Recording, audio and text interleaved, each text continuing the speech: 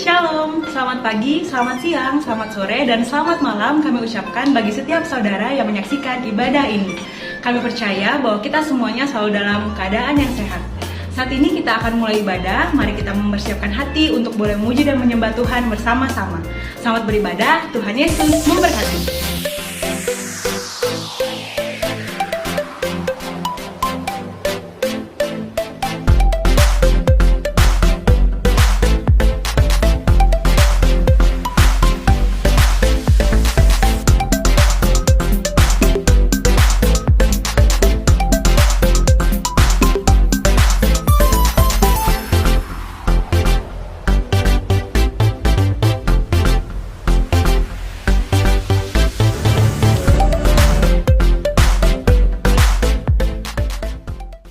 Shalom teman-teman KCC yang dikasihi Tuhan, berikut pengumuman KCC sepekan.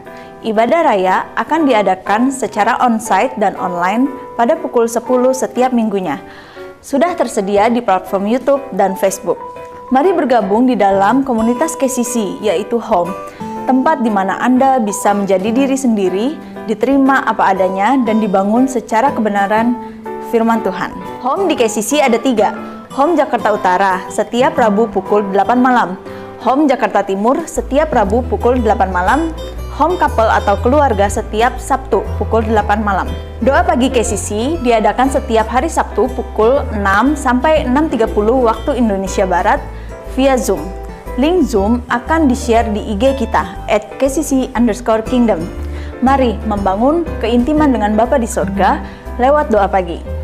Bagi saudara yang membutuhkan dukungan doa, saudara bisa mengisi link permohonan doa yang disediakan saat ibadah online berlangsung di Facebook KCC Kingdom atau pada bio Instagram @kcc_kingdom. Bagi saudara yang rindu bertumbuh dalam kebenaran firman, saudara bisa mengakses Kevotion, renungan singkat 1 menit yang di-share setiap hari melalui Instagram KCC yang akan mengubah cara saudara berpikir. Untuk informasi seputar pelayanan KCC, silakan follow IG KCC @kcc_kingdom, Facebook KCC Kingdom, email kingdom.kcc@gmail.com, atau bisa mengirimkan pesan melalui WhatsApp di nomor yang tertera. Mari siapkan hati untuk mengikuti ibadah.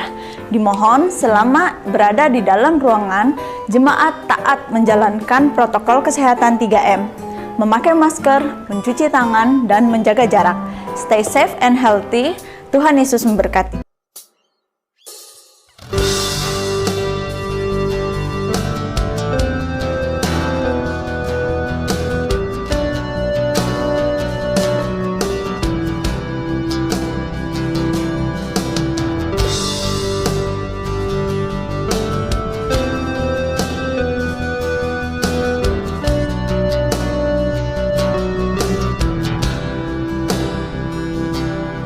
Bapa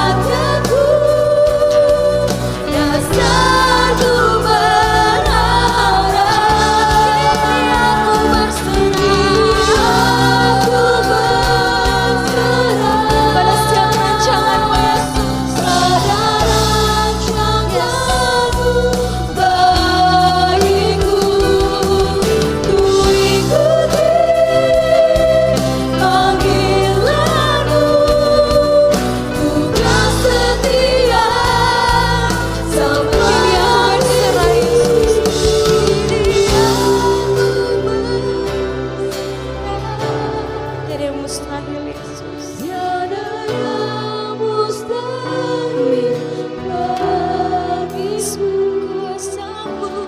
Kuasamu kuatkanku, dasarku berharap. Aku berserah pada rancanganmu bagiku. Ku ikuti panggilanmu.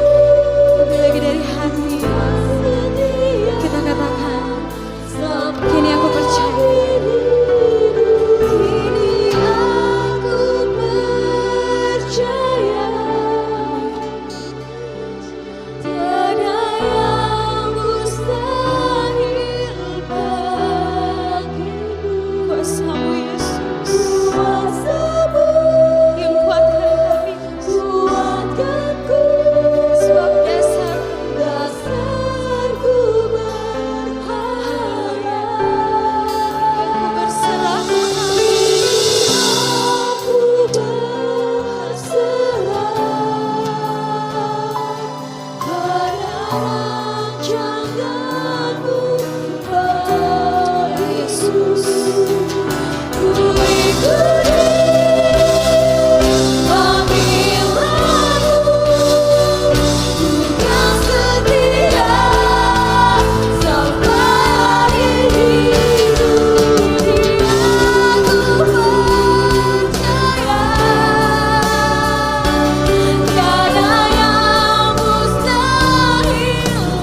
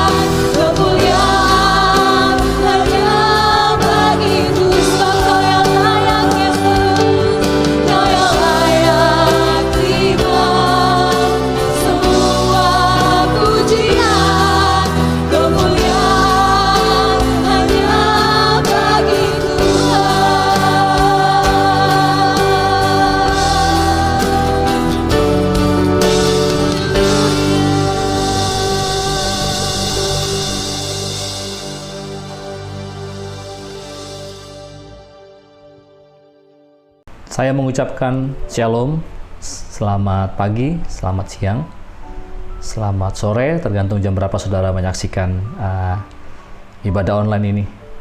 Saya berharap sekali bahwa semua saudara dalam keadaan sehat.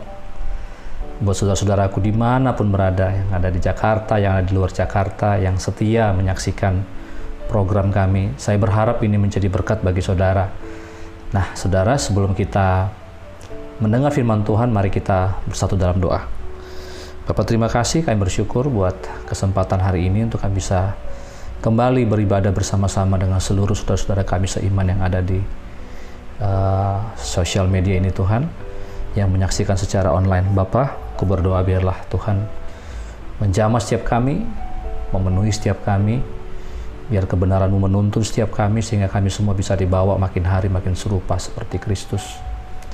Urapi hamba-Mu sekali lagi Tuhan, sampaikanlah isi hati Tuhan, sehingga apa yang kami dengar ini bisa memberikan kami guidance untuk bisa kami berjalan bersama-sama menuju apa yang Tuhan rindukan. Bapak, terima kasih, kami siap dengan firman Tuhan dalam nama Yesus. Haleluya. Amin. Saudara-saudara, masih dalam tema bulanan kita, yaitu tentang komitmen. Kalau saudara memperhatikan apa yang saya sampaikan minggu lalu, saudara, kita belajar tentang perbedaan antara event dan proses. Ada banyak orang yang hanya menaruh imannya, menaruh segala sesuatu hidupnya hanya berdasarkan event. Saudara, event itu menginspirasi kita. Tapi untuk kita berhasil dalam area manapun, saudara, kita harus bersedia untuk komitmen. Saya sampaikan minggu lalu bahwa komitmen sangat sedikit, bahkan hampir tidak ada hubungannya dengan perasaan. Kalau kita hanya dengan perasaan, kita sudah lama mundur. Ya, seorang ibu yang punya anak, dia melahirkan anaknya, membesarkan anaknya bukan karena perasaan saja, tetapi karena komitmen. Ada kalanya perasaan kita berubah, kita menjadi lemah, kita menjadi putus asa. Tetapi saudara, waktu saudara mau menjadi dewasa, maka jangan berhenti ketika kita merasa lemah. Teruskan, karena hasil hanya diperoleh ketika kita komitmen.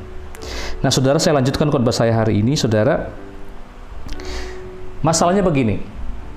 Saya memulai dengan sebuah pertanyaan. Apakah saudara sungguh-sungguh ingin nggak sebenarnya berhasil? Saya berbicara berhasil ini tentu seluruh area, dalam keadaan rohani kita, dalam rumah tangga kita, dalam keuangan kita, kesehatan kita, dan sebagainya. Kalau kita sungguh-sungguh memperhatikan pertanyaan ini, tidak semua ternyata orang pengen benar-benar berhasil. By the way, saya mau sampaikan bahwa yang namanya berhasil itu sesuatu yang rohani. Itu bukan sesuatu yang tidak alkitabiah. Yesus sendiri berhasil menyelesaikan misinya. Dia tidak mundur setapak pun, dia tidak mundur. Ya, walaupun dia diludahi, diejek, dihina, dia tetap menjalankan misinya untuk menjadi penyelamat atas dunia ini. Sehingga barang siapa yang percaya kepadanya nggak pernah binasa, melainkan beroleh hidup yang kekal. Saudara, tetapi kenapa saya tanyakan pertanyaan ini? Karena kalau kita sungguh-sungguh ingin berhasil, saudara, kita harus benar-benar menjalaninya. Passion saja nggak cukup. Passion itu membawa kita mungkin meminati atau menyenangi sesuatu. Bakat saja nggak cukup. Tetapi saudara, ketika kita sudah tahu, sudah pengen benar-benar akan hal itu, maka langkah berikutnya adalah kita harus sungguh-sungguh mengerjakannya. Ada banyak orang punya mimpi, tapi tidak semua berani atau mau atau bersedia untuk mengerjakan mimpinya pelan-pelan. Ya, saudara, kita sudah sering dengar bahwa kita bermimpi besar, tapi kita mulai dengan hal-hal yang kecil. Saya suka dengan perkataan ini, saya suka dengan ide Tuhan. Setialah perkara-perkara kecil. Ya, saudara, mari kita buka dengan ini. Perhatikan 3 hamba Tuhan ini yang tercatat dalam Alkitab. Menurut saya mereka adalah orang-orang yang sukses, yang menginspirasi. Arti sukses ini bukan hanya bicara tentang kekayaan, saudara-saudara ya, jangan terlalu sempit memikirkannya. Tetapi yang saya sebut berhasil adalah mereka yang menyelesaikan tugas panggilannya, pelayanannya, misinya, hidupnya. Tentu kita semua termasuk saya yang berbicara bukan orang yang sempurna. Kita semua pernah gagal dalam apapun yang kita rencanakan. Tetapi saya percaya di hadapan Tuhan selalu ada kesempatan yang kedua, ada kesempatan yang berikutnya. Mari kita lihat dalam Kejadian 37 ayat yang kedua. Ini hamba Tuhan yang pertama yang saya mau perhatikan sama-sama. Inilah riwayat keturunan Yakub. Yusuf tatkala berumur 17 tahun jadi masih muda, biasa, perhatikan kata biasa, menggembalakan kambing domba bersama-sama dengan saudara-saudaranya, anak-anak Bilha dan Jilpa, kedua istri ayahnya, dan Yusuf menyampaikan kepada ayahnya kabar tentang kejahatannya. Saudara-saudaranya. Garis bawahi kata biasa menggembalakan kambing domba ayahnya. Ini adalah pribadi yang pertama, saudara, Yusuf. Saudara tahu bahwa Yusuf pada akhirnya, saya nggak cerita, saya nggak akan buka ayatnya, tapi saya percaya saudara sudah tahu. Pada akhirnya dia menjadi Perdana Menteri. Dia menjadi kepercayaan langsung oleh Firaun. Tetapi sebelumnya dia dipercaya oleh Potifar. Sebelumnya lagi, kalau kita mundur lagi saudara, kalau kita lihat lagi kisah-kisahnya, dia dipercayakan oleh kepala penjara. Bahkan kalau kita mundur lagi saudara, dia dipercayakan oleh orang tuanya untuk bahkan mengawasi kakak-kakaknya. Tetapi menariknya saudara, kata biasa menggembalakan kambing domba, artinya sehari-hari dia setia dengan tugasnya. Lihat pribadi yang kedua, Keluaran 3 ayat yang pertama. Adapun Musa, ia biasa menggembalakan kambing domba Yitro, mertuanya, imam di Midian. Sekali ketika ia menggiring kambing domba itu ke seberang padang gurun, sampailah ia ke gunung Allah, yakni gunung Horeb. Saudara, Keluaran 3 ayat 1 juga mencatat bahwa Musa biasa menggembalakan kambing domba mertuanya Yitro. Saudara tahu bahwa tercatat Musa akhirnya menggembalakan kurang lebih 3 juta orang Yahudi keluar dari perbudakan Mesir kepada tanah Kanaan. Garis bawahi kata biasa.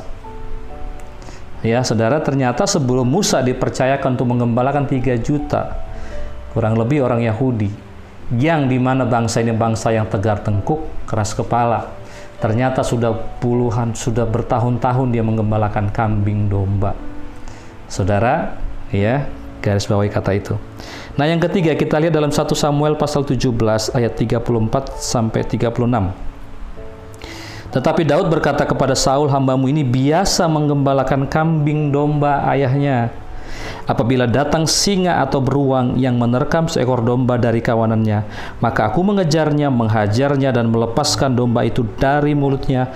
Kemudian apabila ia berdiri menyerang aku, maka aku menangkap janggutnya, lalu menghajarnya dan membunuhnya.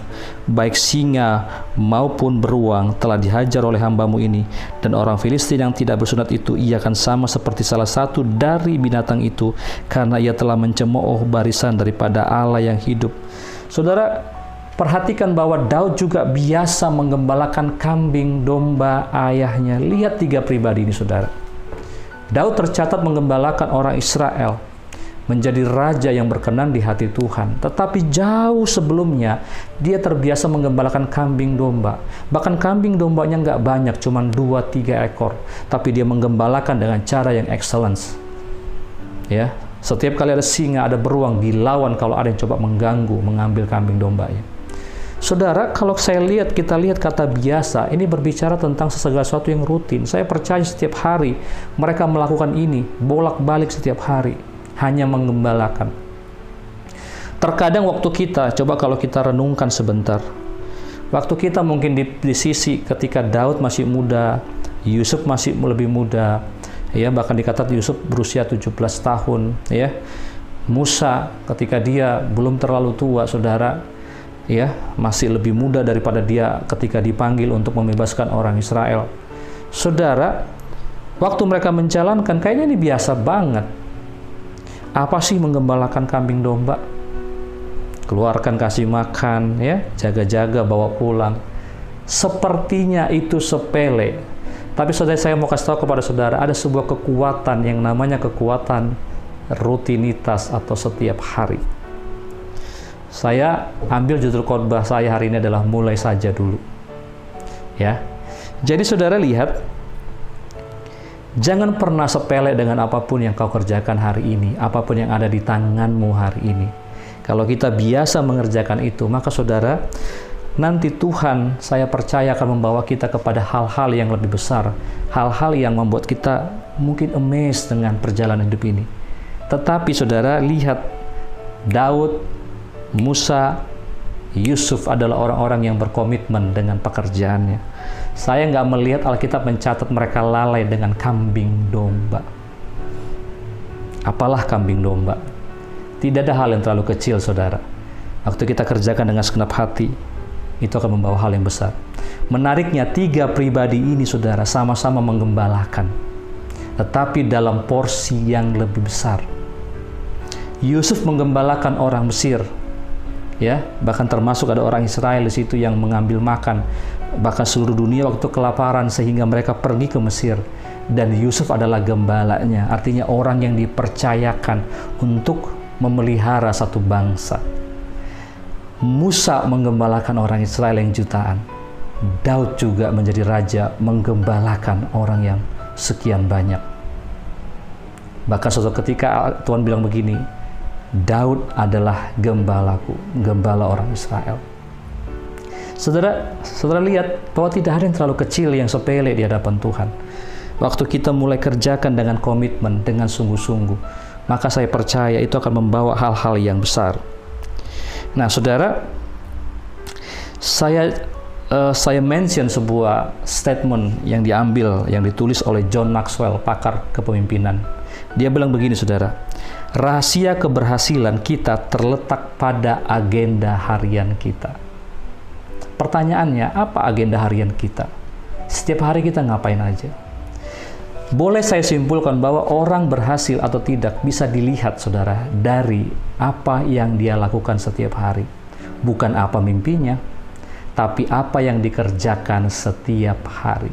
Perhatikan kata setiap hari. Dalam bulan ini kita mau sungguh-sungguh belajar untuk mulai mengerjakan day by day. Tidak perlu hal-hal yang besar, mulai dari hal yang sederhana, asal rutin. Saudara, segala sesuatu yang rutin itu besar kuasanya.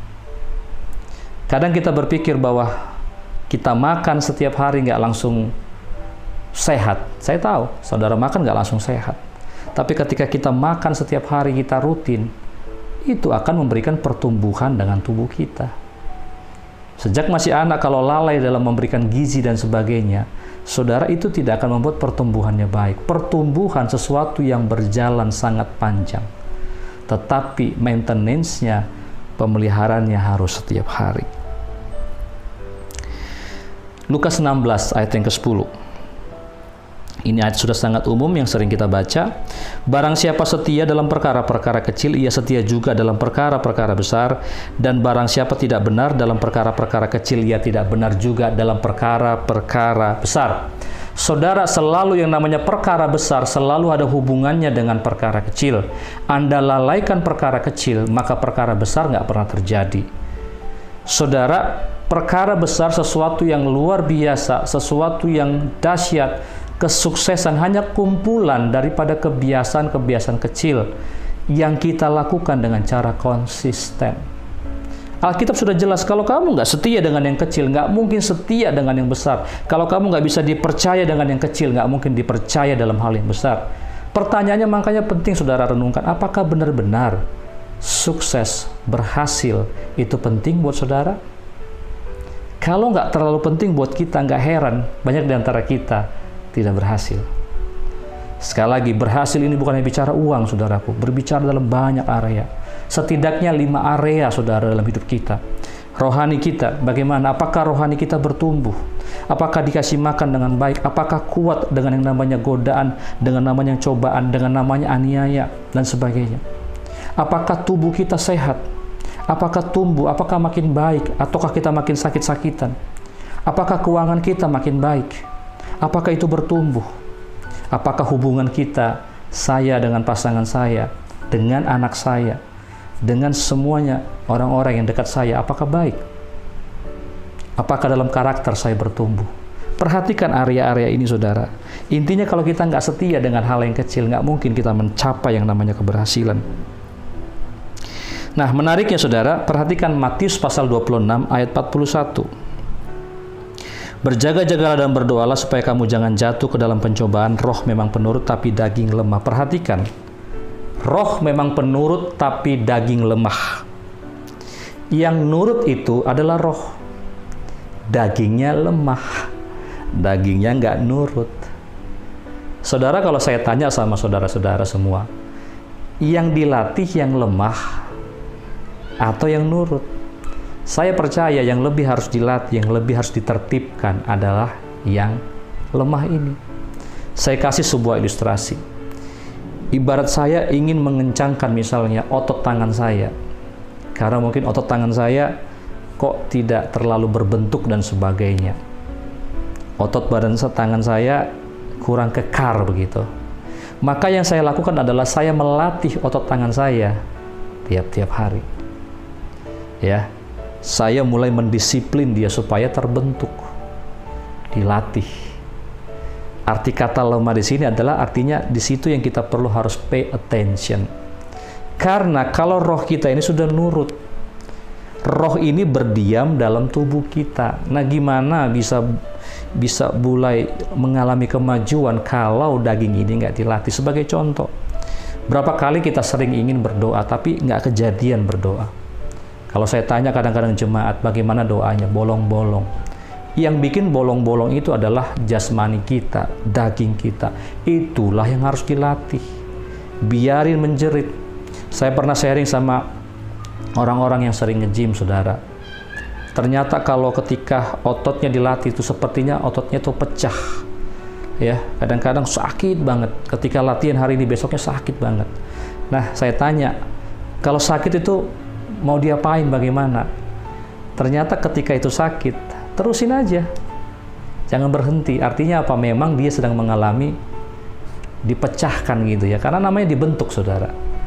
Ya, jadi sekali lagi saudara, latihan itu yang membuat kita selalu membentuk yang namanya daging kita yang lemah. Yang membuat kita sering menunda, membuat kita sering nggak mengerjakan apa yang seharusnya kita kerjakan adalah daging kita. Itu yang harus dilatih. Ya, saudara lihat 1 Timotius pasal 4 ayat yang ke-8.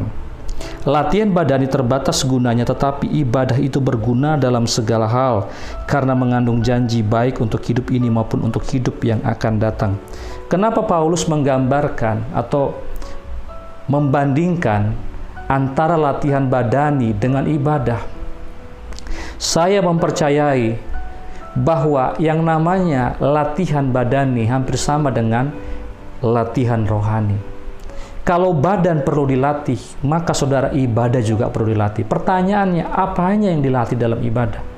Bukan rohnya, tapi dagingnya untuk beribadah. Nah, makanya kenapa Alkitab menunjukkan ada banyak sekali bukti-bukti bahwa Tuhan mau kita berlatih. Jangan sekedar menjadi orang Kristen yang hanya mengandalkan mujizat. Saya percaya Tuhan yang kita sembah tidak pernah berubah dulu, sekarang, sampai selama-lamanya. Dia masih mengerjakan mujizat. Tapi tahukah saudara, tidak selalu dia mengerjakan mujizat. Supaya kita latihan, supaya kita menjadi dewasa. Tahun ini kita sedang sama-sama berdoa sama Tuhan. Kita dapat tema dari Tuhan untuk mature, untuk dewasa. Maka latihan merupakan porsi yang penting. Saudara perhatikan ketika orang Israel keluar dari Mesir, selama mereka di padang gurun, mujizat demi mujizat terjadi. Laut dibelah, mana didatangkan, daging didatangkan dari surga.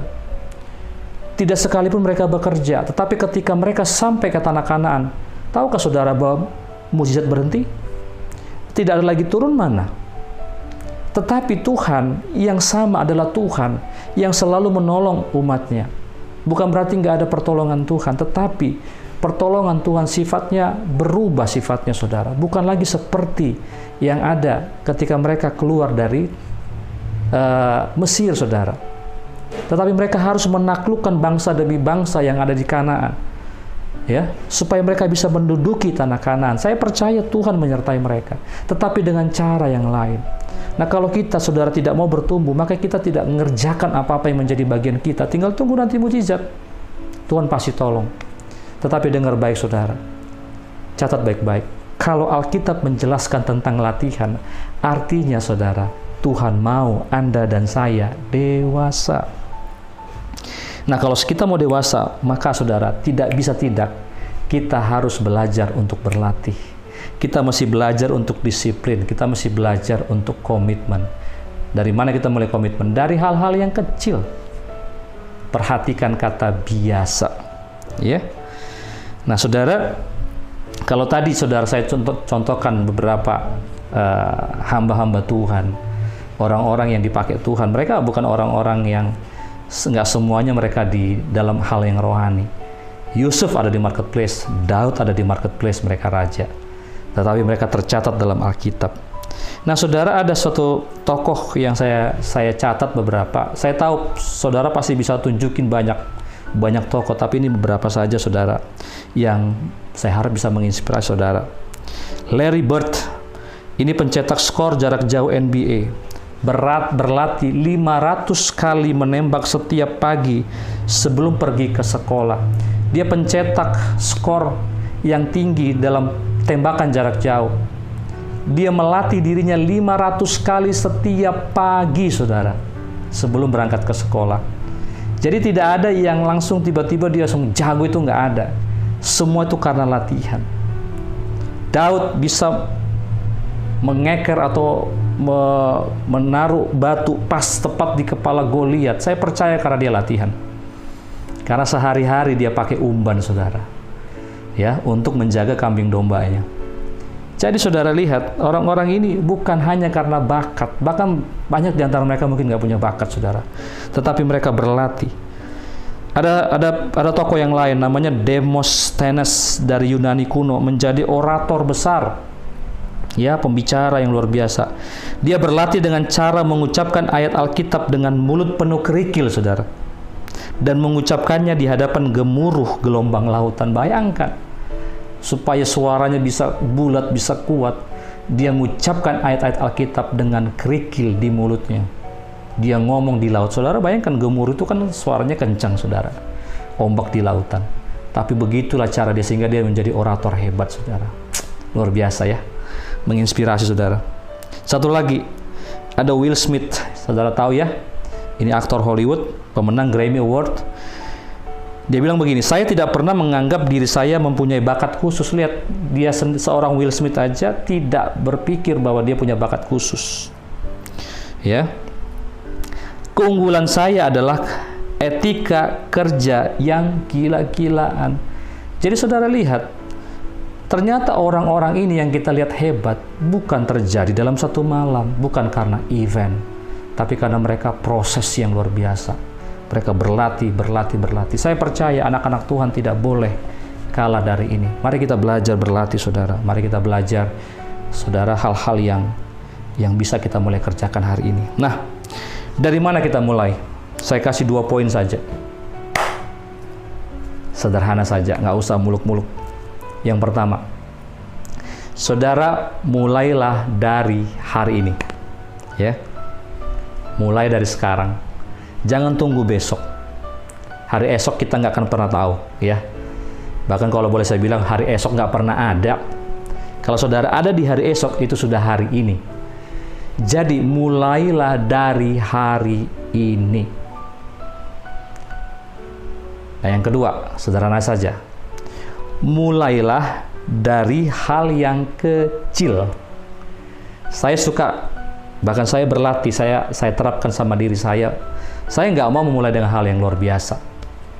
Yang penting konsisten. Sebagai contoh, ini kisah pribadi. Saya tahu ini bukan terlalu besar, ini kecil banget, saudara. Makanya saya ceritakan ini. 2017 saya ngalami gangguan lah terhadap kesehatan saya. Kurang lebih 1,5 tahun saya ngalami gangguan itu. Saudara, sejak saya, jujur sebelum saya ngalami sakit itu, saya sangat jarang yang namanya olahraga. Bukan jarang lagi, hampir tidak pernah, saudara. Kecuali ada event aja olahraga, tapi jarang sekali. Sampai akhirnya sakit, saya mulai melek dengan yang namanya olahraga. Dan mulai disiplin sampai hari ini. Apa yang saya lakukan? Saya hanya berlari dan berjalan cuma 2-3 kali seminggu. Tetapi saya lakukan sejak 2017, saudara.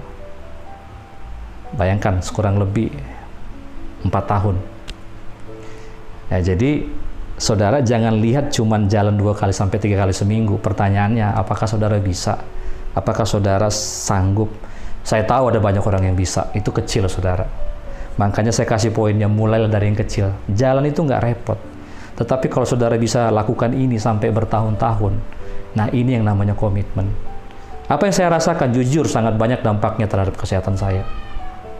Nah, hari-hari ini ketika bulan ini tiba di mana kita lagi belajar tentang komitmen, saya lagi buat beberapa hal yang saya mulai latih dengan disiplin. Saya taruh sama diri saya berlatih, saudara, setiap hari, ya. Itu khususnya Senin sampai Jumat, ya. Setiap hari itu saya harus membaca buku, harus. Kalau nggak baca buku, saya dengerin YouTube atau apapun yang menginspirasi saya. Bukan hanya sekedar saya lagi nyiapin khotbah baru saya baca, tidak. Tapi saya jauh-jauh hari saya mulai belajar, saya baca. Kalau saya dihitung-hitung paling satu hari cuma 1 bab, nggak banyak saudara. Tapi every day. Apalagi saya lagi latih yang sederhana aja, push up 30 kali. Nggak repot, kecil banget, gampang.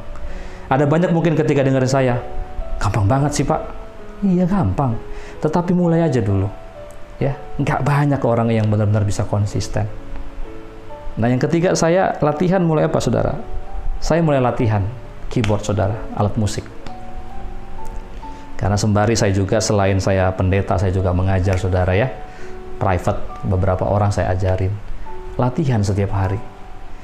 Ini di luar dari kebiasaan saya yang lain, yang berdoa. Kalau berdoa dan segala macam, baca Alkitab sudah pasti, karena saya seorang hamba Tuhan. Nah, saudara, ini contoh yang saya ambil di mana semua orang bisa. Tetapi, yang kita harus lakukan dalam bulan ini adalah coba konsisten setiap hari. Nah, pertanyaannya apa yang saudara bisa lakukan setiap hari? Mulai dari hari ini. Coba lakukan. Saya percaya 1 kali 10 sama 10 kali 1 beda. 1 kali belajar 10 jam sama 10 kali belajar masing-masing 1 jam itu beda. Jangan pernah sepelekan dengan apa yang namanya harian, saudara. Seperti saya bilang tadi, saya suka dengan iklan Tokopedia. Mulai saja dulu.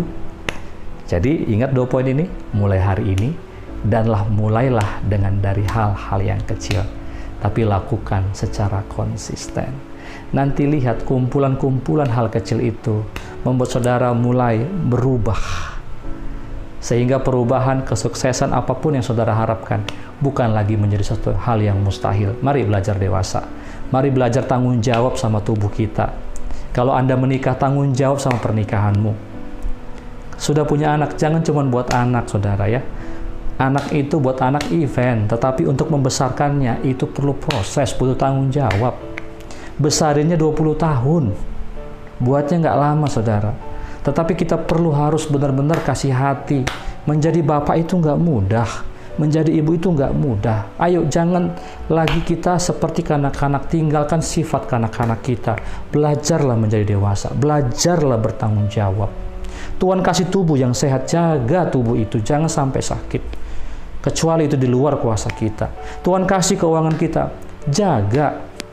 Karena apa saja yang kita nggak bisa kelola, kita akan kehilangan. Nah, jadi saudara, mari belajar bulan ini. Sederhana saja. Saya percaya saudara kita semua diberkati oleh karena itu. Mari kita berdoa. Bapak, terima kasih, kami bersyukur. Hamba sudah selesai menyampaikan apa yang Tuhan taruh di hati hamba. Meteraikan firman ini dalam hati kami semua. Bantu kami Tuhan untuk mulai mengerjakan hal-hal yang selama ini kami abaikan. Bantu kami untuk menjadi dewasa Tuhan. Untuk mulai biasa mengerjakan apa saja yang ada di tangan kami. Kami tahu keberhasilan apapun yang kami miliki bukan karena untuk diri kami sendiri, tapi Tuhan untuk memuliakan Tuhan. Karena kami tahu hidup ini adalah kepercayaan. Kalau kami bisa dipercaya hal-hal yang kecil, maka Tuhan akan berikan kami perkara-perkara yang besar. Bukan hanya untuk keuntungan kami saja Tuhan, tapi kami tahu ada banyak orang yang harus kami inspirasi Tuhan. Berkati setiap anak-anakmu yang dengar pesan-pesan ini Tuhan, meteraikan.